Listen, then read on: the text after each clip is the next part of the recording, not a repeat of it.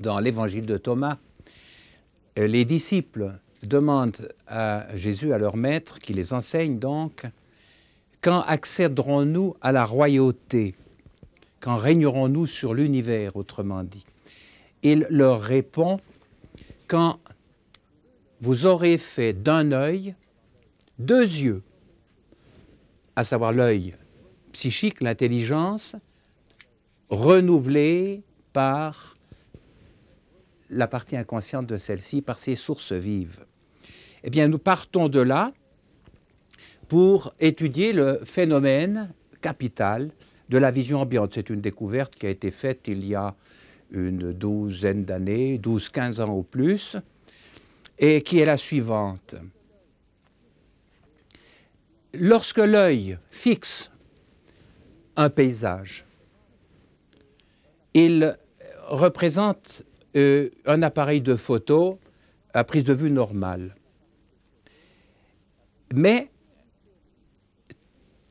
toute la périphérie, c'est pourquoi on parle d'ambiante, toute la périphérie du cercle, de l'anneau qu'il vise, eh bien cet anneau extérieur au cercle représente le phénomène de la vision ambiante. Il enregistre l'anneau périphérique sans qu'il s'en doute. C'est extrêmement simple à comprendre puisque l'angle visuel de perception dépasse de beaucoup la zone que nous utilisons dans le regard. Or, cette zone que nous utilisons est perturbable. Nos intérêts peuvent justement, nous allons le vérifier tout à l'heure, peuvent fausser cette vision, la rendre partiale. Elle est toujours partielle par rapport à la vision ambiante, mais l'anneau bleu, en l'occurrence, perçu par l'intelligence inconsciente, eh bien, cet anneau crée dans l'inconscient même une plus-value en matière d'information qui lui vaut d'être le maître, le guide du conscient. Représentant les deux expressions, l'inconscient est, en raison de sa perception grand angulaire, un appareil de photo grand angle, de l'anneau ambiant, l'anneau bleu, est plus informé, mieux informé que le conscient. Raison pour laquelle il y a lieu, lorsque nous cherchons, de nous ouvrir à la réponse qui vient, et elle vient précisément du mieux informé qu'est l'inconscient. Eh bien, ce phénomène de la vision ambiante a été défini par les spécialistes de l'œil, tenez-vous bien, comme une vision qui est spontanée, c'est-à-dire qui ne dépend pas de notre vouloir, elle a lieu continuellement et spontanément, sans qu'on le sache, et attention, non perçue par le conscient. Le conscient ne sait pas ce que l'œil de l'inconscient a saisi, à savoir l'anneau périphérique. Il ne sait pas que ces données informatrices ont pris place dans la partie la plus profonde, essentielle de son être. Alors, appliquons, disons, ce que nous avons vu du phénomène de l'inconscient représenté par l'œil qui précède toujours le conscient et son psychisme, c'est-à-dire les éléments qu'il saisit du réel, prennent place en lui. Depuis lors, les neurochirurgiens, dont le professeur Sperry, ont mis la chose au point quant aux 2 hémisphères du cerveau. C'est capital.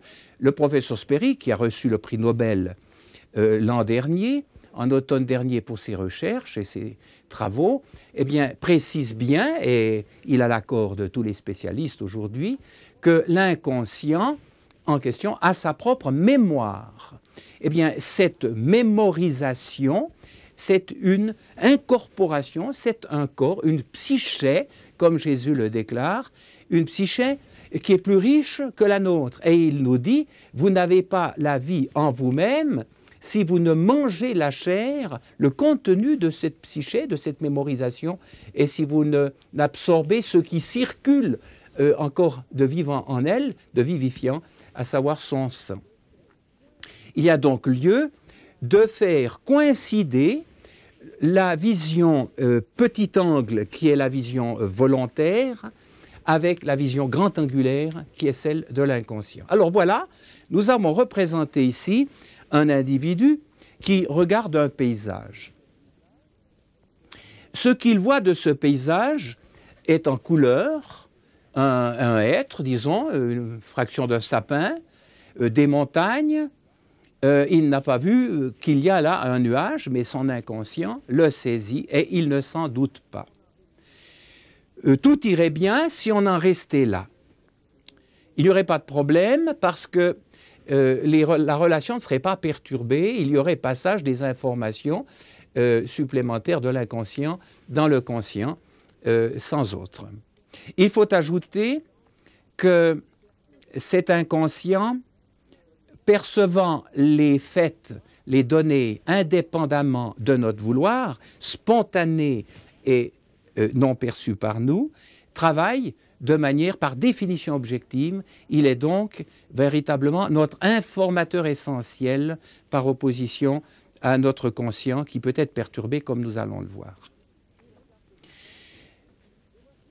Il regarde ce paysage et voici que tout à coup, il découvre dans les branches de cet arbre un corbeau qui tient en son bec un fromage. C'est évidemment un emprunt à La Fontaine. Et comme le renard, eh bien, il va s'intéresser immédiatement au fromage. Dès lors, sa réaction est dictée par son moi, par son ego. Elle est naturelle, il n'y a rien à redire, sauf que, dans ces conditions-là, son champ visuel s'est considérablement rétréci. C'est l'inconscient lui-même qui va prendre la relève et qui va saisir tout ce qui manque à son pupille, indépendamment de lui et sans qu'il s'en doute. Voici le phénomène. Nous pouvons remplacer sa visée qui s'est réduite, l'angle de prise de vue habituel s'est encore rétréci sous forme d'un tout petit angulaire. Et voici ce que notre homme perçoit désormais, ce qui pénètre comme information dans son conscient. Encore une fois, rien de bien grave au phénomène, puisqu'il est naturel, puisqu'il n'y a pas vraiment un obstacle, une fois sa fin satisfaite, eh bien, il retrouvera sa liberté d'examen, sa possibilité de parcourir le donné universel. Où les choses se troublent,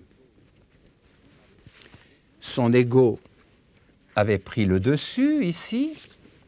Il y a donc un certain retour en arrière, si vous voulez, une certaine alimanisation. Où les choses se troublent, c'est lorsque soudain, il voit apparaître sur ce chemin, ou non loin de lui, un autre être humain. Et un autre être humain, il faut ajouter, qui ne le laisse pas indifférent.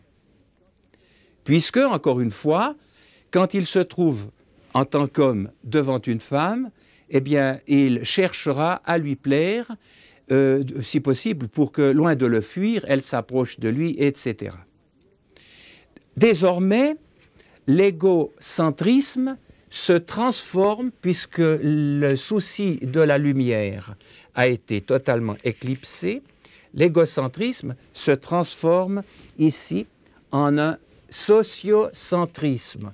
Le besoin de voir clair n'est plus le besoin artificiel de plaire et de se rendre artificiellement plaisant fait que toute sa nature et tout son cheminement, sa voie ascendante, se trouve perturbée. Eh bien voilà ce que on peut dire de ce phénomène grandiose de la vision ambiante. Il y a lieu, en tout premier lieu, de dégager l'œil des éléments qui n'entrent pas dans sa perception normale des choses. Il y a certainement perception normale lorsque du fromage on passe au sexe, il faut le préciser, c'est également dans la ligne du développement naturel, mais lorsque ce passage au sexe s'accompagne d'une sorte de destruction de l'authenticité de la personne, alors c'est le désastre. L'individu en question ne peut plus dialoguer avec son partenaire essentiel. Il est mis définitivement dehors et tout ce que cet œil percevait dans son fond créateur lui devient étranger. Nous avons ainsi réalisé que par ce phénomène de la vision ambiante, ce que nous pourrions appeler la plus-value, c'est-à-dire la possibilité pour chaque individu de valoir chaque jour davantage, eh bien cette plus-value dépend essentiellement de notre ouverture au grand angulaire qui est justement l'inconscient qui lui nous éclaire. J'aurais pu remarquer, faire partir mes rayons de l'inconscient lui-même, c'est-à-dire ainsi, c'est à peu près, disons, ce qui se passe. Voici l'écart, en quelque sorte, à partir de ses yeux, l'écart à réduire de manière à ce que l'individu dégagé et de ses besoins naturels et de ses besoins non naturels, justement dus au groupe, puisse venir rejoindre la partie essentielle de son être et ici l'épouser, ne faire plus qu'un avec elle. Car, rappelons-le, cette partie de nous-mêmes est en fait naturellement de haute naissance. Elle règne sur l'univers partiellement, puis toujours plus totalement. Plus rien ne lui est impossible. C'est par définition la joie de vivre et la solution qui est offerte à l'épanouissement également de la personne et de l'humanité.